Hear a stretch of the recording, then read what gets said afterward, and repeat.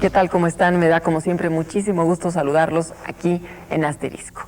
Para algunos es común afirmar que México es un país surrealista.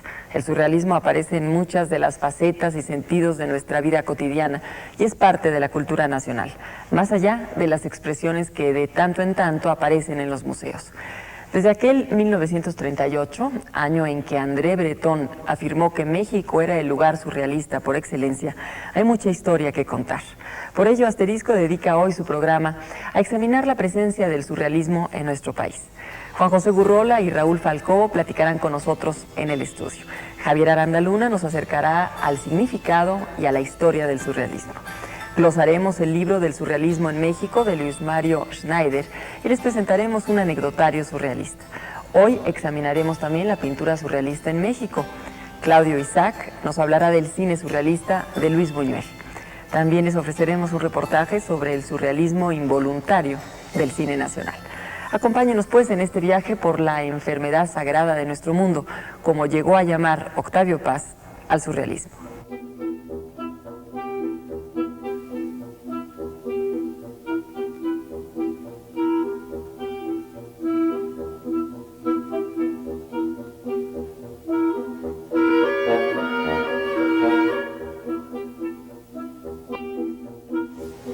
El surrealismo fue vanguardia del espíritu, de la sensibilidad, de la poesía. Fue un movimiento esencialmente violento, de intransigencia, de ruptura, de grandes y aguerridos gritos de negación.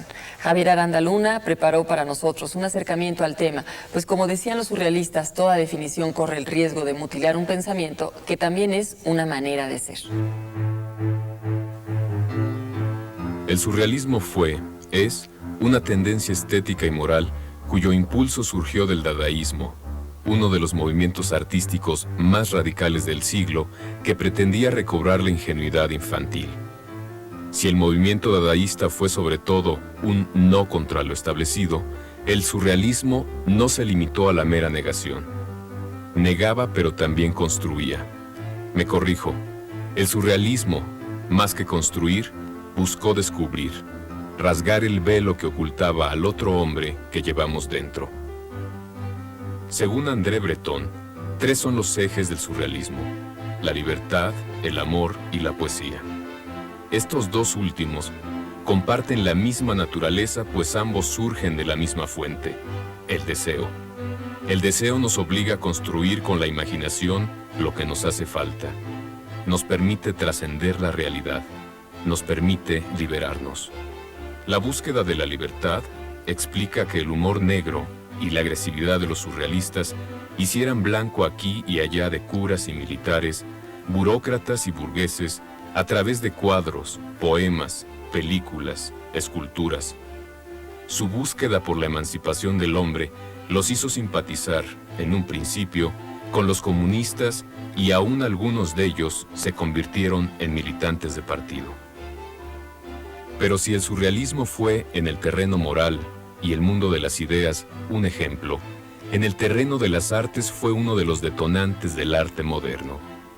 Sin los ready-made de Marcel Duchamp, las mujeres, pájaros y estrellas de Miró, el tiempo reblandecido de Dalí con sus relojes, las habitaciones oníricas de Magritte, los hombres rosas y azules de Picasso y, por ejemplo, los monstruos y fantasmas de Max Ernst y Leonora Carrington, el arte moderno sería otro.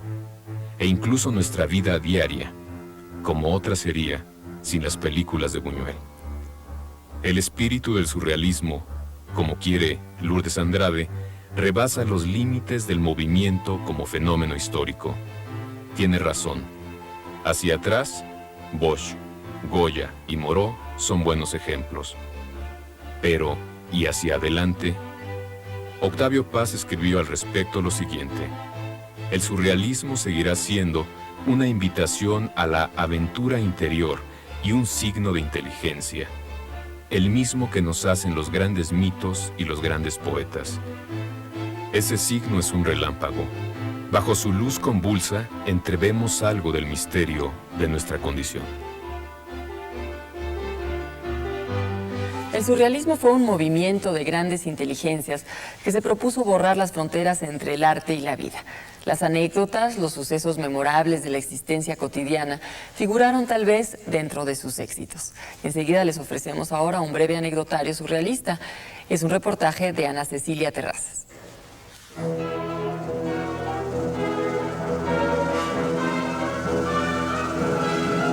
Si la realidad se desfasa en la percepción de cualquiera, en la imaginación de un artista, de un creador, el surrealismo se encuentra a la vuelta de la esquina. 4 mujeres creadoras narran algunos pasajes surrealistas en sus vidas.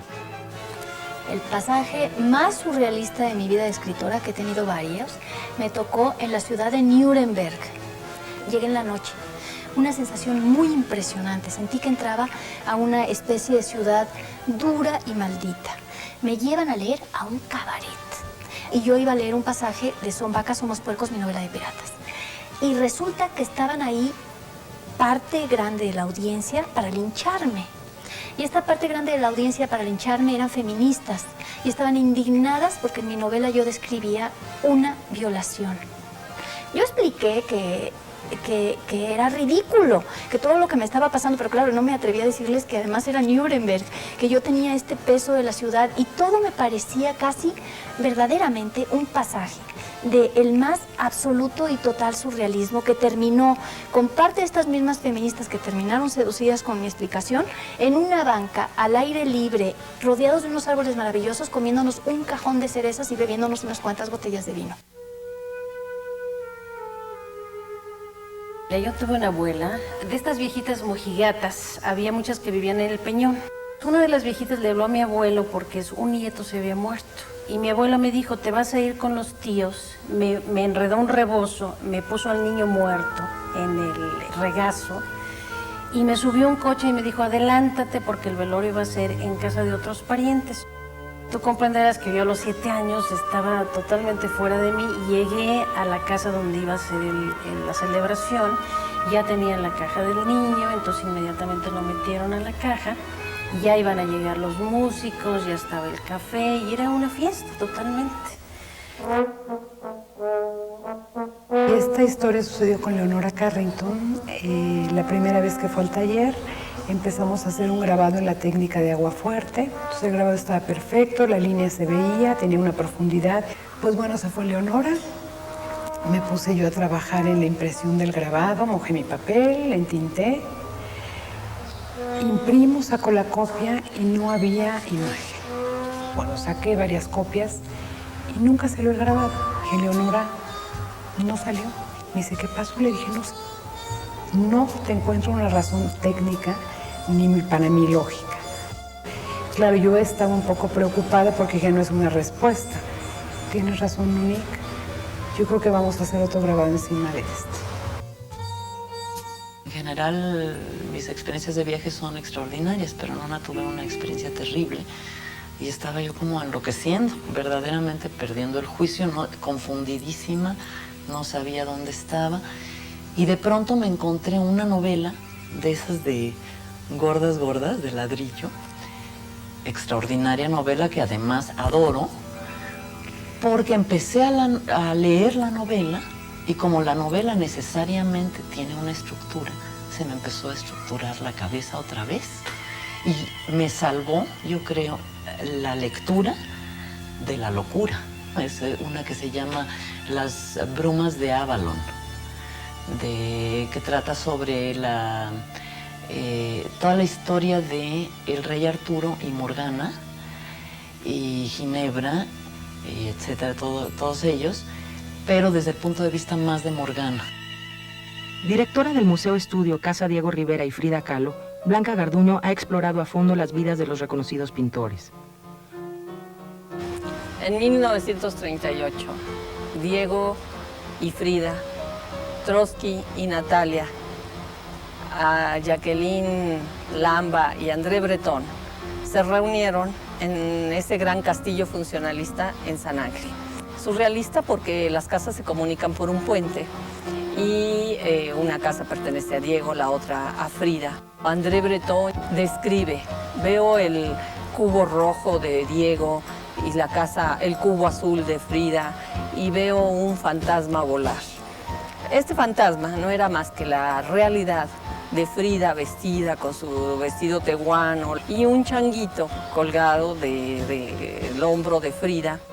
Bretón tuvo que venir a México y descubrir la maravilla de la pintura surrealista en la obra de Frida y mostrarnos lo que nosotros los mexicanos vemos de manera cotidiana. Cuando está frente a la obra de Frida y ve lo que el agua me ha dado, él dice, esto es un listón de seda alrededor de una bomba. El significado amplio de esta frase, pues es que el contenido pictórico de las obras de Frida tenían un mensaje mucho más allá de lo que era la propia realidad de Frida. Frida, por supuesto, se molesta y dice, naranjas, yo no soy surrealista, yo pinto mi propia realidad. Hicieron un viaje por Morelia, por Guadalajara, recorrieron la zona de Tlaquepaque, de Tonalá, y en Michoacán, por supuesto, están en la zona de los panteones. Frida le dijo, el cadáver exquisito es este. Sobre una tumba se come una calavera de azúcar y el pan de muerto, y esto sí es un cadáver exquisito. Para Bretón era el surrealismo puro. Él no podía concebir que nosotros convivamos con la muerte, que la aceptemos como parte de nuestras fiestas y mucho menos que le hagamos un caminito a los muertos para que lleguen a nuestra casa a visitarnos.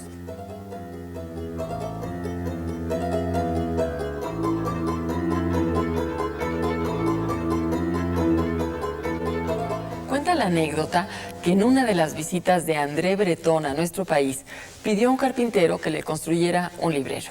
Breton dibujó el mueble en perspectiva, con un lado más grande que otro y desde luego con 3 patas. Semanas después el carpintero llegaría con un librero hecho exactamente igual al dibujo de su cliente, es decir, con 3 patas y más ancho de un lado que del otro. Maravillado, Breton conservó aquel insólito mueble pues toda su vida y reafirmó su convicción de que México era de las palabras que mejor describen al surrealismo. El surrealismo, que se inició como una actitud vital frente a la ortodoxia, que se institucionalizó en un movimiento artístico que permeó todos los terrenos de la creación, de la poesía a la pintura y de la poesía a la novela y el teatro, terminó por convertirse en una influencia que se proyectaría como una asombrosa continuidad hasta el mismo día de hoy. Entre esas geografías penetradas por esa nueva mirada sobre las palabras y las cosas está México. ¿Quién no ha escuchado decir y repetir esa frase famosa acuñada por André Breton? México es un país surrealista. Al menos así lo demuestra el extraordinario trabajo del desaparecido Luis Mario Schneider, quien justamente hace 20 años dio a luz pública un libro titulado México y el surrealismo, que sintetiza casi 6 décadas de una influencia que no ha concluido. Centrado en las figuras de Breton y Artaud, Schneider traza un delicado mapa de la paulatina influencia del surrealismo francés en los artistas y escritores mexicanos de mayor influencia nacional. Es en México donde Artaud concreta sus ideas en torno al teatro de la crueldad. El 6 de enero de 1934 presenta una lectura de La Conquista de México, obra que condensaría la búsqueda fundamental que lo trajo a México, la ritualización del ser, es decir, devolverle al teatro la noción de una vida apasionada y convulsiva, noción que Europa perdió pero que encontró activa en una civilización como la nuestra. 2 años después de que llegara Artaud, visita México otra de las figuras fundamentales del surrealismo, André Breton, en 1938. Luis Mario Schneider pone el eje en estas 2 figuras fundamentales porque representan 2 extremos y 2 ejes del movimiento surrealista. Mientras que Artaud es un hereje, Breton es un pontífice. En Breton hay varios motivos que lo acercan a México. Uno de ellos, y fundamental, es la recuperación en 1937 de su relación con Artaud, perdida a lo largo de 10 años. Artaud le muestra a Breton un México fascinante. Schneider no solo presenta en este trabajo fundamental una perspectiva histórica que vincula Europa, América y México, sino que también ofrece una muestra antológica y en orden cronológico de los principales textos que explican el movimiento por sus propios protagonistas. Después de los años 50, la actitud de México frente al surrealismo es comprensiva y diversa. La discusión Sobre el movimiento adquiere seriedad y profundidad, aunque no se manifieste una adhesión definida. Las editoriales empiezan a publicar obras de autores surrealistas. Deja de considerarse como una moda literaria pasajera y se abandona la actitud despectiva y satírica que se tuvo en los primeros años. En fin, es el recorrido sobre un hacer que peleó para que la libertad no se convirtiera en estatua. Porque, como sostenía Octavio Paz, el surrealismo fue un gran viento cálido de rebeldía sobre este siglo helado y cruel.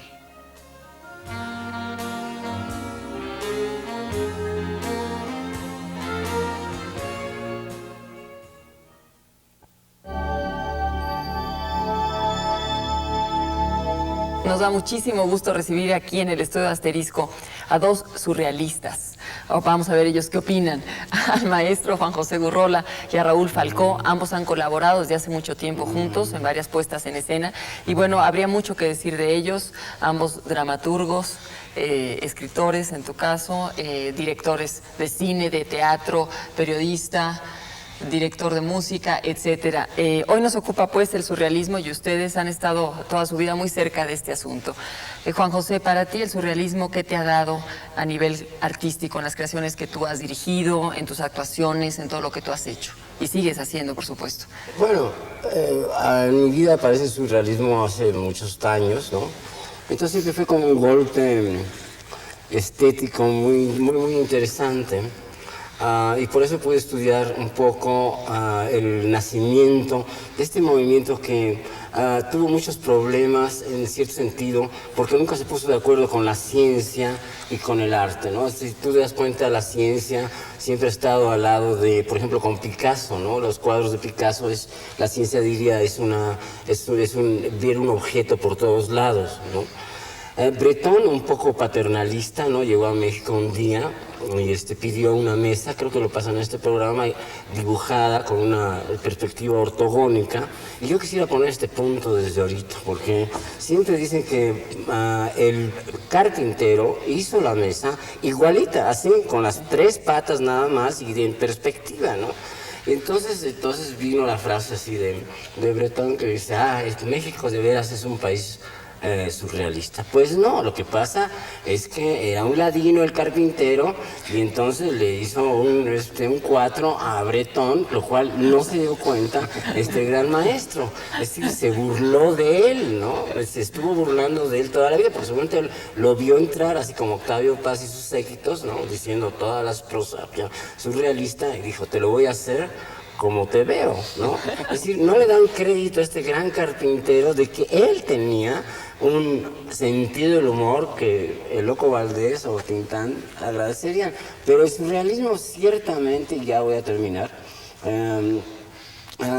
adolece un poco, ¿no? De no haber estudiado verdaderamente la ciencia. Ahorita, por ejemplo, tenemos dimensiones de 11 dimensiones, ¿no? Entonces, así que las palabras de Breton diciendo que iba hasta lo más profundo del interior, pues el interior sigue para adentro y más para adentro y no se acaba el interior, ¿me entiendes? Entonces, creo que más bien fue una especie de trazo en contra del dadaísmo. Así, el dadaísmo, si tú te das cuenta, por ejemplo, los mejores que salieron que estuvieron en el mismo salón de los surrealistas fueron Duchamp, Picabia, Man Ray, Dalí, etc. Nosotros hemos hecho 2 o 3 obras, una de Picasso que se llama Las 4 niñas y el deseo agarrado por la cola, totalmente surrealista.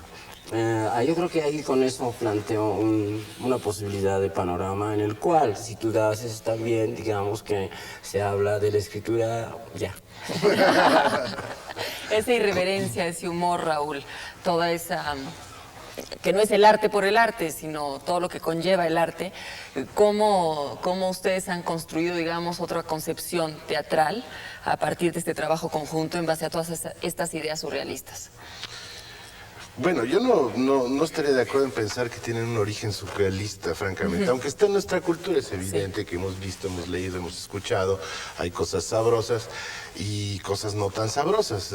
Hay, por ejemplo, una parte seria del surrealismo que es, por ejemplo, el compromiso político. Sí. Mucho de la presencia del surrealismo en México tiene que ver más con Trotsky que con el surrealismo. O sea, Breton se exilió en Estados Unidos, vino aquí por cuestiones de partido y políticas, y muchas de las cosas que sucedieron entre ellos tienen que ver con acuerdos o desacuerdos en este terreno. Yo me inclinaría definitivamente por el humor, por ejemplo, de Salvador Dalí. Una vez se juntan todos, casi era el mismo local, el Partido Comunista y la Central Surrealista, estaba Louis Aragon, estaba Benjamin Perret, toda esta gente, aterrados porque había habido un accidente ferroviario gravísimo, ¿no? Y llegó Dalí y dijo, ah, sí, qué cosa, espero que la gente de primera se haya salvado, ¿no? Entonces lo corrieron, inmediatamente lo corrieron.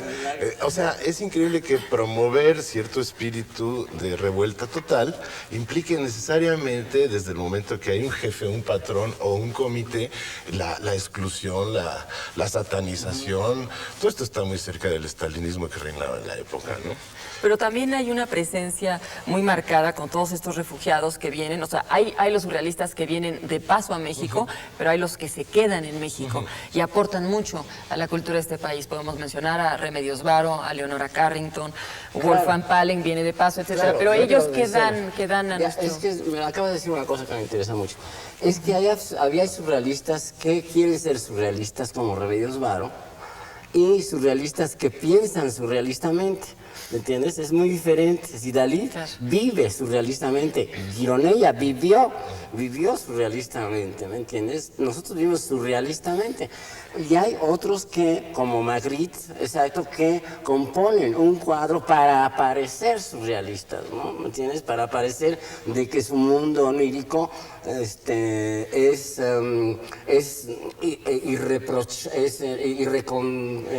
no recuperable en la realidad, ¿no? Cosas que no recuperas en la realidad. Lo cosa del sueño, empecé a hablar de la escritura automática y todo esto, ¿no? Pero creo que sí habría que... mira, Soriano, por ejemplo, es uno de los grandes surrealistas geniales en su vida, en todo, uno de los más grandes pintores. Pero habría que decidir entre aquellas gentes en que de pronto ves un cuadro o una obra de teatro o una fotografía surrealista y te da un golpe mental, estético, que no puedes quitarte de encima. Yo me acuerdo, por ejemplo, de Man Ray ver una foto de una cajita amarrada, ¿no? Los ready-made famosos. De un ready-made, ¿me entiendes? Y la cosa de Cristo que trabaja ya en gran dimensión del Reichstag, ¿no? Y otro que entonces que te hace una especie como de relación de locura. Entonces hay una diferencia entre la relación onírica de locura o ser absolutamente disparatado, ¿no? Pero esa sería si me permites, característica de toda gran obra de arte. Hay algo que no se puede reducir, que no se puede recuperar, que no se puede digerir, y hay algo en lo cual se le ven los hilos a la trama. Por ejemplo, no sé, la diferencia que hay entre Max Ernst o Man Ray o el mismo Dalí y Remedios Varo o Leonora Carrington o el mismo Magritte es un poco la diferencia que hay entre un óleo y un almanaque. O sea, yo siempre he visto los cuadros como Remedios Varo como algo que no puedes ver 3 veces porque ya no te atrae igual que la primera. Son un poco como las caricaturas del Playboy, ¿no? Bueno, tienen un estatuto de pintura y tienen todo este mundo alrededor de ella tejido por todas estas personalidades. Pero definitivamente, volviendo a lo que decías, es un lugar de paso para surrealistas. Porque los surrealistas son necesariamente gente de paso, los verdaderos. Solo quiero recordar al más grande que vino a México, que nadie lo conoce, se llamaba Arthur Cravant. Era tolerado por André Breton porque era boxeador y poeta. Vino a México, se dio de catorrazos en algunos sitios y decidió desaparecer subiéndose a una lanchita en el Atlántico y se metió al mar y nunca más volvió a aparecer. Pero comieron los tiburones. Eso fue un acto surrealista. muy contrario a esta capacidad que tenían los... Y eso, ¿no? Un acto surrealista, todo esto que se ha denominado arte fantástico. Cuando hay la exposición internacional surrealista en la Galería de Inés Amor, Arte Mexicano, y hay muchos después, nuevas generaciones de artistas que empiezan también a estar seducidos por esa irreverencia, por los ready-mades, por los performance, por cosas que tú has hecho, tratar, y tú mencionabas esa otra dimensión que te da la nueva tecnología, pero ¿existe o no ese surrealismo en el arte mexicano? Porque se dice que es arte fantástico, que no es surrealista. Bueno, hay quienes piensan así. Es que es una cuestión de tiempo. Mira, yo estuve, por ejemplo, en Grecia, en un festival de teatro, y estaba Bob Wilson platicando sobre un segundo en el cine, que tiene 34 cuadros o 32 cuadros, ¿no? De una mamá amamantando un bebé con el pecho, ¿no? Y cada cuadrito tenía una diferente actitud de la mujer. Una era de amor, otra de paciencia, otra de pavor, otra de terror en cada... O sea que en un segundo pasamos cada cuadrito, que no podríamos decir esto es onírico o esto es surrealista o es misterioso. Es decir, no nos hemos dado cuenta de la dimensión en la que estamos. El surrealismo dio un arañazo a lo que pasa en el universo. El universo ya ahorita, hombre, puedes ver películas que ya es surrealista.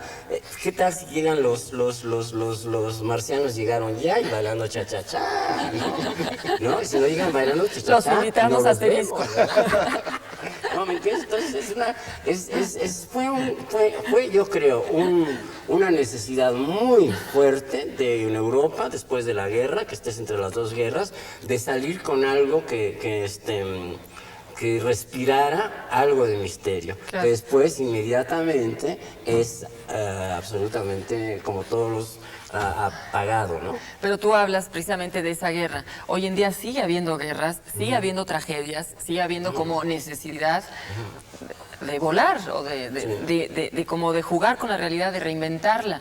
¿De qué manera, pues, en México podemos decir que sí o no hay, digamos, tendencias hacia el surrealismo o en el mundo, no sé, en la época en que vivimos? Pues y en lo que ustedes hacen, ¿no? Sí, que también hay ese juego, pero ese divertimento. El problema es la etiqueta, o sea, definitivamente, si decimos, bueno, ¿qué significa surrealismo, no? Suprarrealismo, algo que está por encima de la realidad. Bueno, desde el momento en que ya como educación constante tenemos una noción de la realidad mucho más expansiva, compleja, contrastada que la que se podía tener en 1920, digamos, en un departamento clase mediero de París, ya el concepto de que haya algo por encima de esa realidad cotidiana nos es familiar. Entonces, ¿en qué se reagruparía el concepto? ¿En una unión ideológica? ¿En una unión política? ¿En un vademecum artístico? Todo eso me parece muy difícil, muy contradictorio, muy pasado de moda de algún modo. Y sí creo que en cambio la realidad tiene mucho más que ofrecer en asociaciones nuevas, como puede ser, por ejemplo, la ciencia. Yo pienso en lo que significan los fractales, por ejemplo, viene de la meteorología. Pero si tú estás en el teatro y de repente dices, oye, esto es exactamente lo que sucede mentalmente, hay como estructuras dentro del caos que tienen a cierto orden, a cierta repetición. Qué raro que provenga de gente que está estudiando el clima. Sí, sí, ¿Me explico? Y no de que vamos a hacer una pequeña corte de profetas de los cuales nos vamos a reclamar, llámense Rimbaud, Baudelaire o los contemporáneos. Entonces es una concepción de vida. La vida es en sí misma surrealista. Exactamente. Fractalmente así es. O sea, en sí misma se come a sí misma y se repite a sí misma. Claro, y lo que más surrealista es la naturalidad de las cosas. Lo que es natural creo que es lo que nos conserva ser surrealistas, no necesariamente irnos por un lado deforme, ¿no? Por ejemplo, el reloj de Dalí, ¿no? Sigue funcionando, va a seguir funcionando a través del tiempo. Es decir, lo más interesante es eso, ¿por qué de pronto ciertas cosas como el cartero siempre toca 2 veces, ¿no? Entonces, ¿por qué se queda esa frase? ¿Por qué se queda el reloj de Dalí o la caja de Man Ray, ¿no? O cosas de Frida Kahlo o de García Osejo, tu papá, ¿no? ¿Por qué se quedan en la mente y por qué viajan, ¿no? El estereotipo, ¿no? Es que agrupan muchas posibilidades. Es mucho más fuerte el estereotipo que cualquier abstracción dadaísmo, lo que sea, ¿no?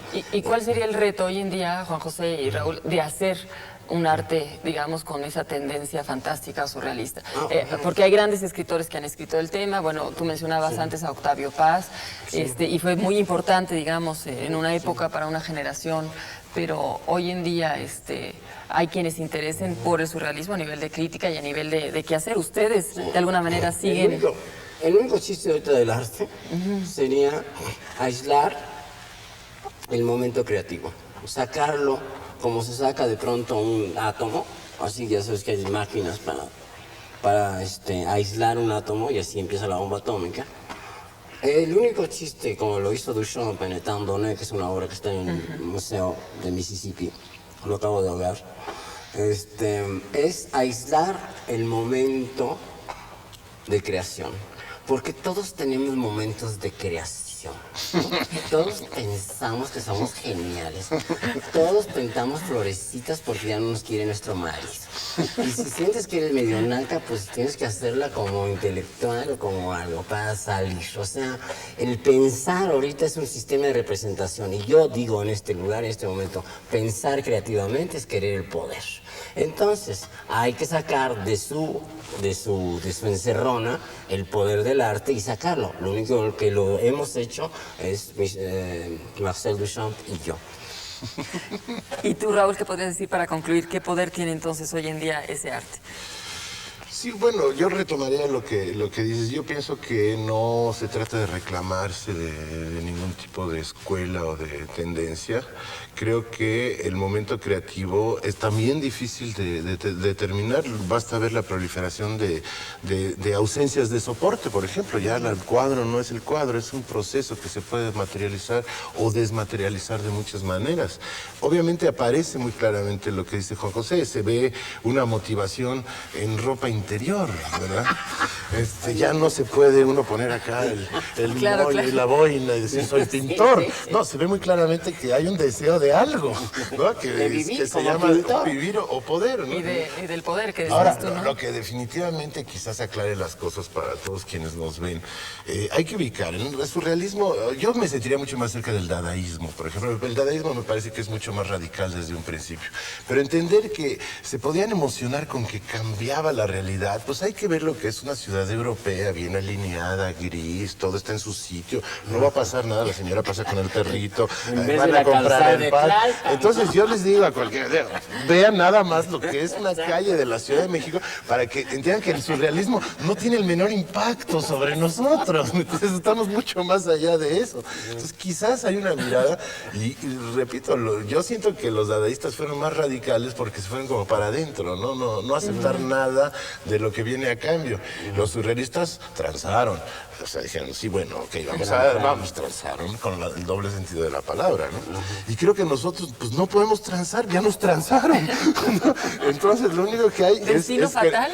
Que no nos transemos unos a otros, o sea, que se declare muy abiertamente cuál es el deseo que mueve o promueve cualquier ímpetu artístico, ¿no? Que es definitivamente salir en el periódico, salir en la televisión, por eso lo hacemos, gracias a Dios se nos cumplió hoy, ¿no? O ganar dinero, salir. Pues a nosotros nos dio muchísimo gusto recibirlos aquí en Asterisco en esta entrevista, podríamos decir surrealista también, ojalá, de alguna manera. Sí sería. Y ahora los invito a que sigan con nosotros porque tenemos un reportaje sobre el cine de Luis Buñuel. Durante su proceso de formación bajo la tutela rígida y represiva de los jesuitas, Luis Buñuel acumula rebeldía y espíritu contestatario, recogiendo suficientes observaciones sobre lo moralmente contradictorio y falso de la sociedad circundante, como para verse asaltado por una urgencia expresiva al llegar a su primera juventud.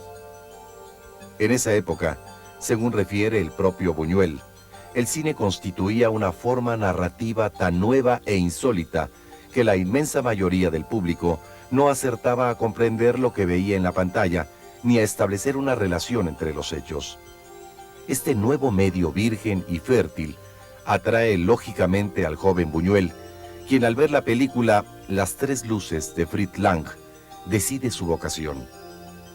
Dice el director en sus memorias: en 1928 o 1929, cuando comuniqué a mi madre la intención de realizar mi primera película, ella se llevó un gran disgusto y casi lloró, como si le hubiera dicho: mamá, quiero ser payaso. Viviendo en París, Buñuel reencuentra a Salvador Dalí, compañero suyo de una casa de estudiantes en Madrid. Su primera película, Un perro andaluz, hecha en colaboración con Dalí, nace de la confluencia de dos sueños. Uno de Buñuel, en el que una nube desflecada corta la luna y una cuchilla de afeitar corta un ojo de la mujer, y otro de Dalí, en que a una mano le brotan hormigas.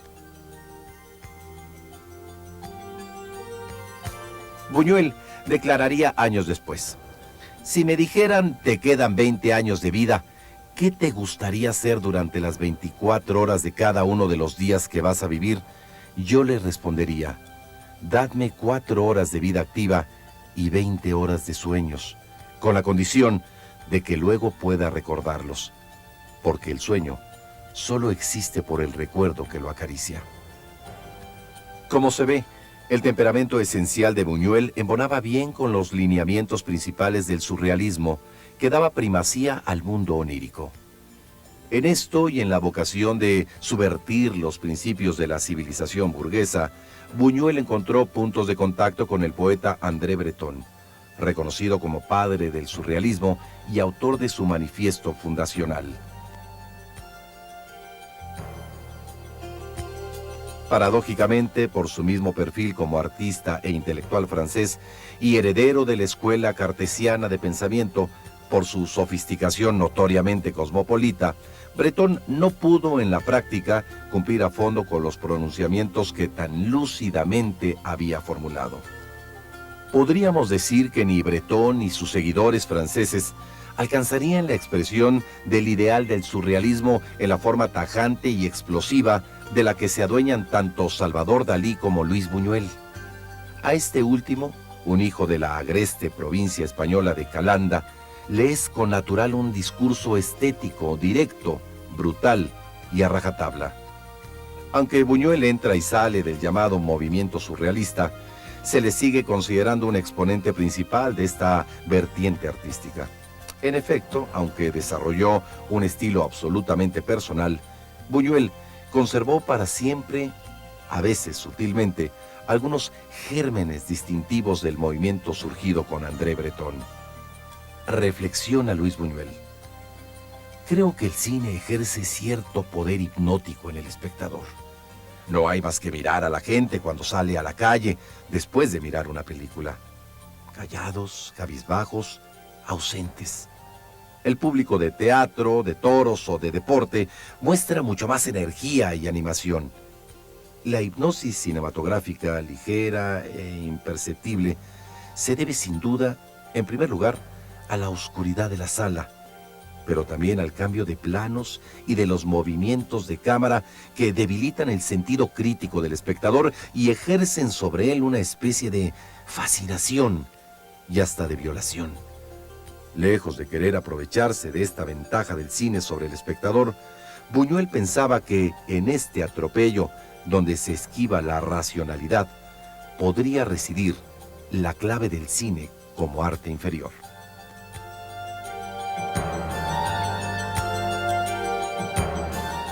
De Cartier-Bresson es famoso el llamado instante decisivo, ese que ocurre cuando alguien o algo inesperado y definitivo se presenta ante el fotógrafo y este dispara sin detenerse a contemplar.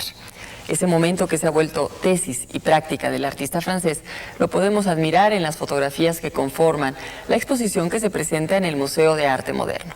Es un reportaje de Patricia Vega.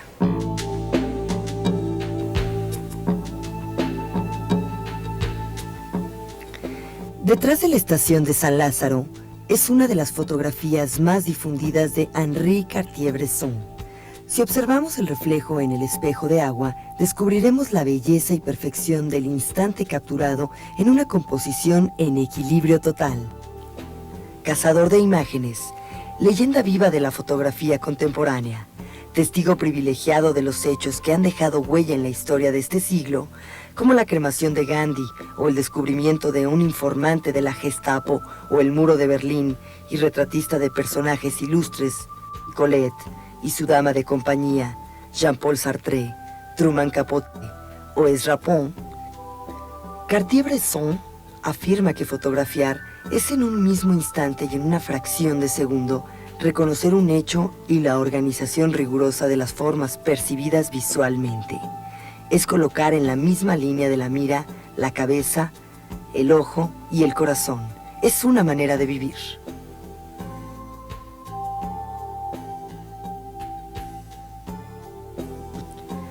Si en un principio ha traído el surrealismo, Cartier-Bresson incursiona en el mundo de la pintura. Es en el año de 1947 cuando funda la famosísima agencia Magnum, en la que reafirma su papel de fotoreportero. Esta exposición es, digamos, bastante relevante porque Cartier-Bresson es un hombre que nació en 1908. Las fotografías que están aquí datan de 1926 a 1979. Son 5, casi 6 décadas en las que este hombre pues ahora sí que con la magia de su cámara hace un recorrido por todo el mundo, porque son de diferentes partes, ciudades, por todo el mundo y digamos por el quehacer tanto a nivel cotidiano como a nivel político, intelectual y social del hombre en esta década, ¿no? Entonces, bueno, en sí eso es lo importante de esta muestra, ¿no? Y que, bueno, son 155 fotografías que difícilmente podemos volverlas a ver reunidas, por lo menos de aquí a, no sé, unos 10, 15 años, ¿no? Lo cierto es que hasta el próximo 26 de septiembre, usted podrá admirar en el Museo de Arte Moderno algunas de las fotografías que antes de esta retrospectiva solo habíamos tenido la oportunidad de conocer en libros. Entre ellas, las famosas series que Cartier-Bresson hizo durante sus 2 viajes a México en 1934 y en 1964.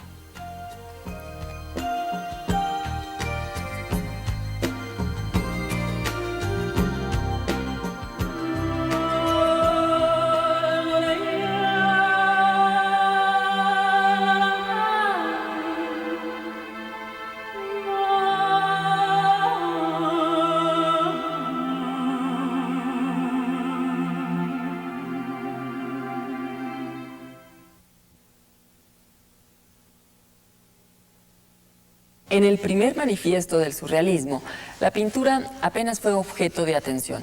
De hecho, los pintores que más tarde se integraron al movimiento mantuvieron cierta distancia, recelosos de perder su independencia. En 1927 apareció una serie de artículos de Breton con el título de Surrealismo y Pintura. En ellos señalaba los caminos por los que el pintor conseguía adentrarse en el mundo surrealista, el del automatismo y el del mundo de los sueños. A continuación tenemos para ustedes un recuento de la pintura surrealista en México. Es un reportaje de Héctor Rivera. Al repasar el itinerario del surrealismo por el arte mexicano, en su volumen El surrealismo y el arte fantástico de México, la crítica de artes plásticas Ida Rodríguez Prampolini encuentra que la pintura surrealista valoró el misterio, el automatismo, el mito, la casualidad. Se valió de la ironía y del humor negro. Intensificó por todos los medios la alucinación, el accidente provocado o el azar para producir la sorpresa, la atmósfera desquiciante. Con la ayuda hasta de estupefacientes, los surrealistas penetraron al mundo de los sueños, de la incongruencia del recuerdo. Exageraron las manías, el autoanálisis, la metáfora, la introspección, el desplazamiento de los objetos, la unión de lo más dispar, la imagen ambigua, el erotismo exagerado, a veces hasta la pornografía. En este estudio, editado en México en 1983 por el Instituto de Investigaciones Estéticas de la UNAM, Ida Rodríguez establece que dentro de las búsquedas de los jóvenes artistas ha sido el surrealismo uno de los grandes atractivos. Al mismo tiempo, la investigadora localiza en México artistas surrealistas previos al manifiesto de Breton. Es el trabajo de los creadores plásticos nacionales que participaron en la exposición surrealista de 1940, convocada por el propio Breton en la Galería de Arte Mexicano lo que más llama su atención. Allí estaban Montenegro, Manuel Rodríguez Lozano, el fotógrafo Manuel Álvarez Bravo, Frida Kahlo y Diego Rivera, Siqueiros y Carlos Mérida, Agustín Lazo y Guillermo Mesa y hasta Javier Villaurruti.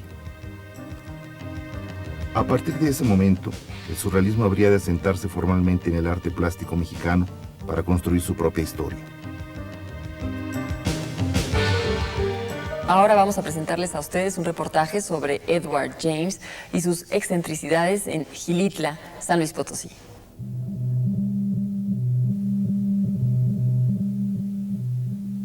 Las Pozas en Xilitla, San Luis Potosí, es sin duda un monumento surrealista. Esta extensión de 50 hectáreas de tierra ha sido transformada en un lugar de la imaginación lleno de estructuras surrealistas fantásticas. El hombre detrás de la creación de Las Pozas fue Edward James, un excéntrico inglés. Nacido en la riqueza y los privilegios, su vida imitó el arte surrealista que amó, y su extravagancia dio lugar a diversos escándalos. Fue amigo y mecenas de una generación de artistas que incluyeron a Dalí, Picasso y Stravinsky. Como James decía, si soy surrealista, no es porque haya estado ligado al movimiento, sino que nací surrealista. Muchos hombres lo son, sin ni siquiera haber oído hablar del movimiento. Pero han sido gente cercana a su inconsciente, cuyo mundo no es tan lógico, y así convierten lo ilógico en lógico y lo hacen más vívido que su propia vida, de la misma manera en que los sueños son más vívidos que la realidad. Solo después de la muerte de Edward James en 1984, el mundo empezó a descubrir su verdadero legado artístico. René Descartes afirmó en una cita ya clásica que la lectura es una conversación con los hombres más ilustres de los siglos pasados. Claudia Hernández de Valle Arizpe nos ofrece ahora diversas opciones de lectura. En Porque parece mentira, la verdad nunca se sabe, Daniel Sada se centra en el tema del fraude electoral. Es una novela de 600 páginas publicada por Tusquets y que sin duda es ambiciosa, no solo ambiciosa, también exigente con sus lectores. El propio Sada ha dicho que es exigente, que quiere serlo deliberadamente porque él como escritor también ofrece mucho, aunque suene pretencioso. No es una novela, ha dicho Sada, escrita ex profeso para estos años, no es una novela oportunista, ha dicho, la escribió entre 1993 y 1996, pero lo cierto es que su lectura va a ser distinta dado el momento histórico que estamos viviendo los mexicanos. Partió de una imagen real e imborrable de su infancia en Sacramento, Coahuila, vinculada con el fraude electoral y concretamente con el robo de las urnas, y a partir de esa imagen desarrolla la novela. La acción de esta novela, con este título que alude definitivamente al lenguaje de la mentira, de la palabrería gastada de los políticos, transcurre en un pueblo en el norte del país, como sucede con todos los libros previos de Daniel Sada, las 3 novelas anteriores y los libros de cuentos. Es una novela que también toca el tema de la democracia, pero a nivel familiar. ¿Qué pasa cuando un padre y unos hijos viven en perpetuo enfrentamiento? Con intenciones primeras, según confesó Sada, de ser trágico, después de 3 años de trabajo y de 600 páginas escritas, terminó por caer, según ha dicho, en lo tragicómico, sin que esto demerite tampoco la novela. Finalmente, quiero decir que algo notable de este libro me parece que es el vocabulario.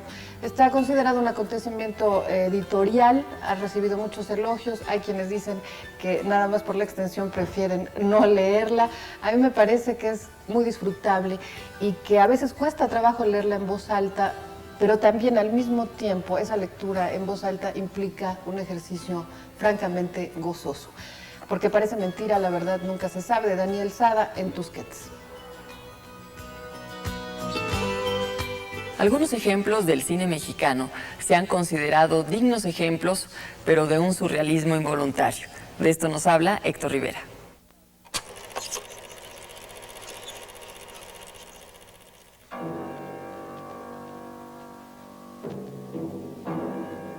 La del surrealismo involuntario podría ser una escuela en el cine mexicano, la más transitada sin duda.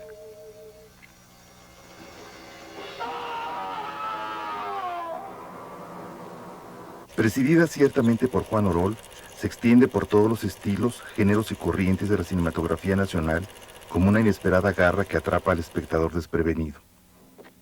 Inevitablemente detonado por las carencias presupuestales, por las prisas, por las exigencias del productor caprichoso, por la flojera del equipo técnico, pero sobre todo por el mismo clima surrealista que encontraba el propio Bretón en México, el surrealismo involuntario a menudo mueve a risa, como sucede con las películas del Santo, Blue Demon y monstruos que les acompañan. Increíble. Es inútil luchar con ellos. Vámonos.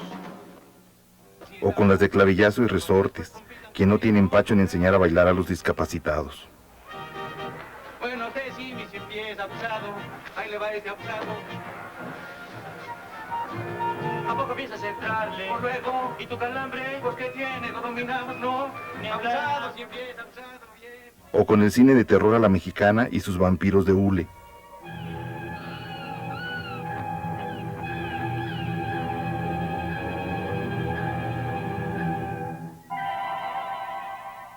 Y con las de Tintán, capaz de convertirse en el Zorrillo, el legendario personaje que deja su marca en la frente de sus enemigos. Y hasta las de Viruta y Capulina, pasando por las comedias rancheras, por las ficheras y aún por las risas en vacaciones.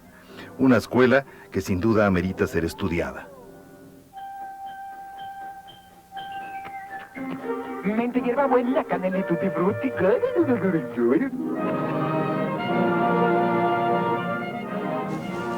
Podríamos preguntarnos para despedir nuestro programa de hoy qué significa ser surrealista, y de hecho hemos tratado de contestar a lo largo de este programa, pero una de las posibles respuestas la encontramos en André Breton, quien decía que ser surrealista es apuntar a una mayor emancipación del espíritu, lo que supone un ataque en regla contra la lógica, la moral y el gusto. Agradezco a ustedes, a nombre de todos los que hacemos posible este programa, su presencia en Asterisco, y los esperamos la próxima semana aquí en Canal 22. Gracias y hasta la próxima.